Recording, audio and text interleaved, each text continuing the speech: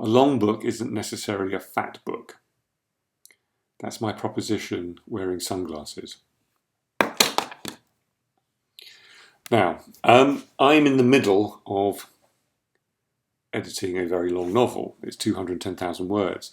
Now, when I mention that to people, they immediately think that I've been indulgent, that it needs editing, that it needs pruning, that it is fat rather than long.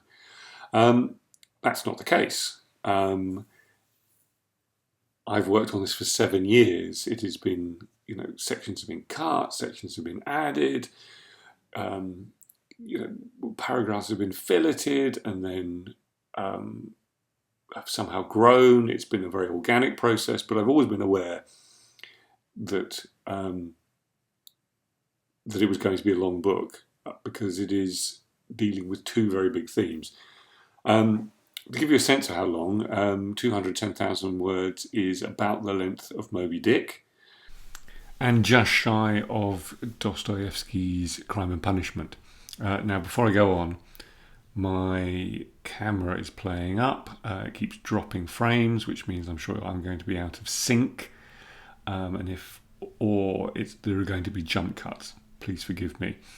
But back to editing.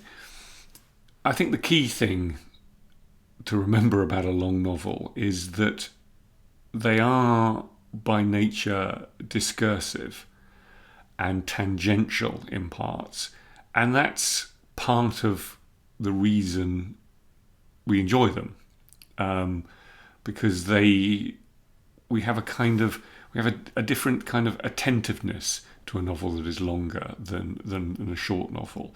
We kind of know what it'll take out of us, and we know what investment it is, and we know that when it strays, that's actually part of the reading experience. That it's not, we're not dealing with, a Hemingway story, which is obviously at the short story, which is actually at the other extreme. But on the other hand, there is a difference. 19th century novels, of which this is similar. I mean, it's a novel that deals with certain themes from, obviously Russian literature mainly, but it's very theologically charged.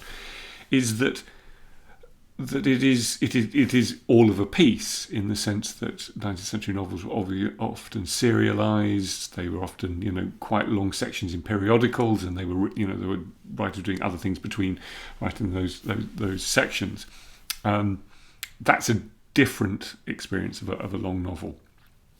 But anyway, this is long. It's meant to be long, and I've been very careful that it has the stability and coherence of a shorter novel. But the one thing that one has to do when editing any novel, and I don't know who said this, but certainly I've read it a number of times, is that you do have to go back and back and back and really look at those passages that you love, and often those sentences you love, and then decide, is it your subjective experience of those pieces of writing, or are they only there because you like them? And time again, I found that there are sentences that I love in this novel that when I wrote them, I thought, I've absolutely nailed that.